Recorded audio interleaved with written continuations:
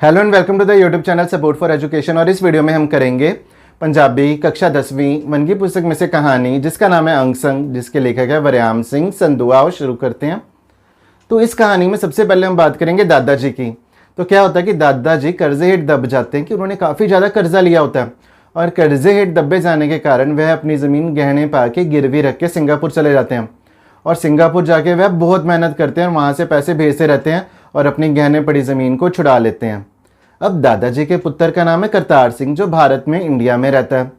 और करतार सिंह क्या करता है, प्यो के सिर पे ऐश करता है कि जो बाहर से पैसा आता है उसके सिर पे वह ऐश करता है।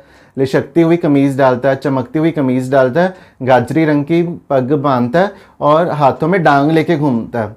और उससे शिकारी कुत्ते भी पले हुए हैं और वह कई तरह के नशे करता है। अब दादी और पत्नी करतार सिंह की माँ और उसकी पत्नी जगीर कौर उसको काफ़ी समझाती हैं कि शराब ना पी, ज़्यादा पैसा ना खर्च, पर वह किसी की बात नहीं सुनता। अब वह इतना ज़्यादा जवान लगता है कि छाले मारता है, जंप्स करता है, कौडी भी खेलता है, मतलब कि वह बहुत ज़्यादा जवान है।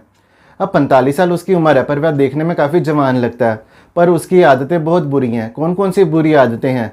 शराब पीना और नशे करना। तो कौन कौन से नशे करता है? अफीम का नशा करता है, नस्वार का नशा करता है और कई और तरह के नशे भी करता है। अब करतार सिंह और उसका पुत्र अमरीक सिंह जब इकट्ठे जा रहे होते हैं, जब इकट्ठे जाते हैं तो बाहरले या ऊपरी बंदे को ये लगता है कि दोनों भाई हैं, क्योंकि करतार सिंह बहुत ज़्यादा जवान लगता है।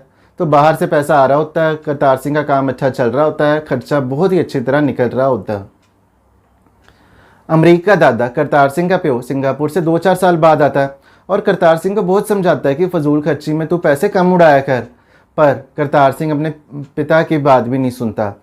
तो एक बार क्या होता है कि अमरीक का दादा छुट्टी काट के जाता है कि सिंगापुर से इंडिया आता है, छुट्टी काटने तो वापस सिंगापुर चला जाता है और तीसरे चौथे महीने चढ़ाई कर जाता है। तीसरे चौथे महीने उसकी मौत हो जाती है। अब दादे की मौत के बाद बाहर से पैसा आना बंद हो जाता है, पर उनके पास खेत भी है, ज़मीन भी है, पर करतार सिंह का वाही वल खेती वल बिल्कुल ध्यान नहीं। अब रिश्तेदार करतार सिंह को सलाह देते हैं कि जब वह बंदा रख के आप खेती करेगा तो ही गुजारा चलेगा। अब खेती के लिए, वाही के लिए अमरीक का पियो और मामा बीकानेर से बलदों की जोड़ी खरीद के लेकर आते हैं। पर करतार सिंह की आदतें नहीं बदलती। अब वह शराब और ज़्यादा पीने लग जाता है और उसकी पत्नी जगीर कौर उसको शराब पीने से मना करती है और वह अपनी वोटी को, अपनी पत्नी को थापी से कुटता है, जो कपड़े धोने वाली थापी होती है उससे मारता है।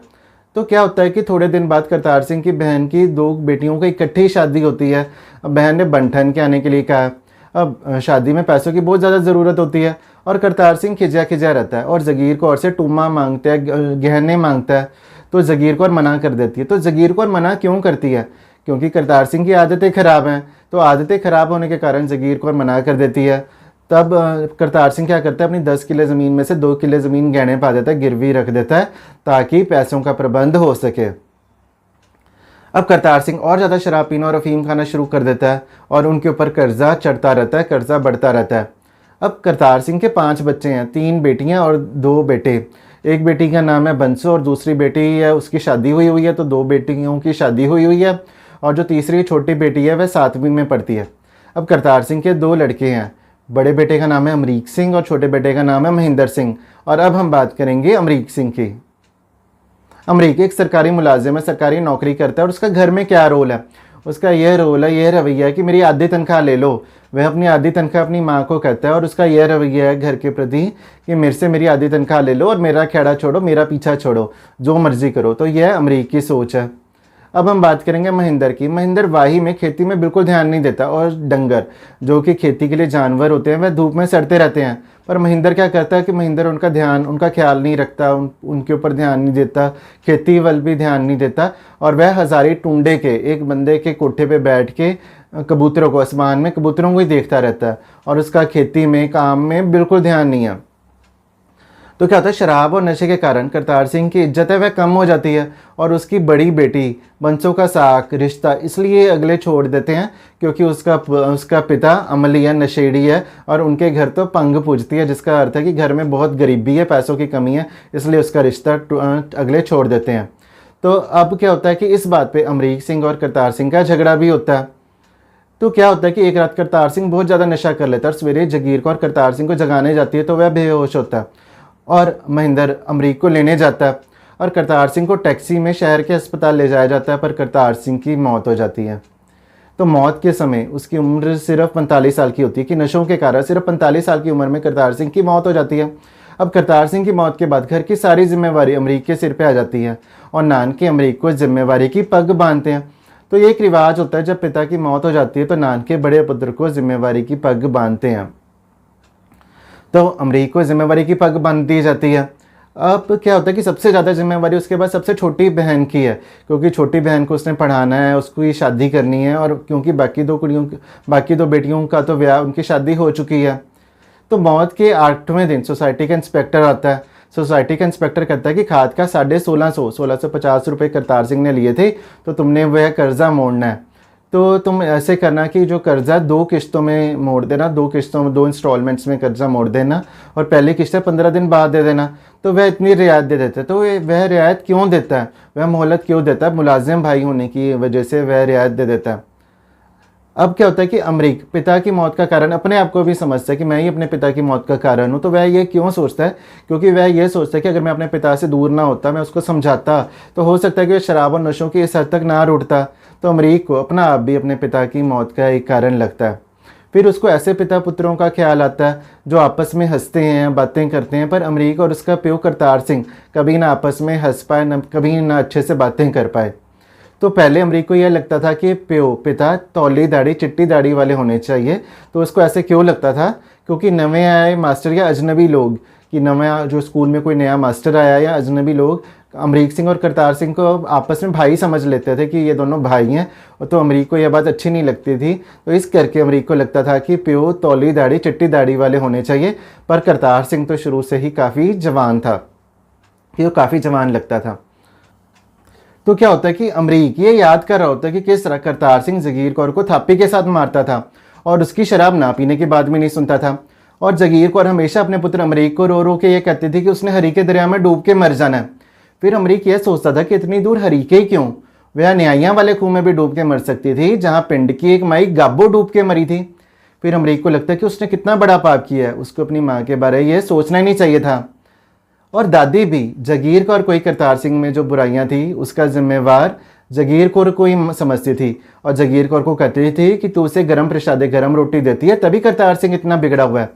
तो वह जगीर कौर को कहती थी कि वह जब भी आए, कि करतार सिंह जब भी घर पर आए, उसको ठंडे प्रसादे ठंडी रोटियां दिया करो। तो अमरीक ये पिछली बातों को याद कर रहा होता है और आगे के बारे में सोचता है।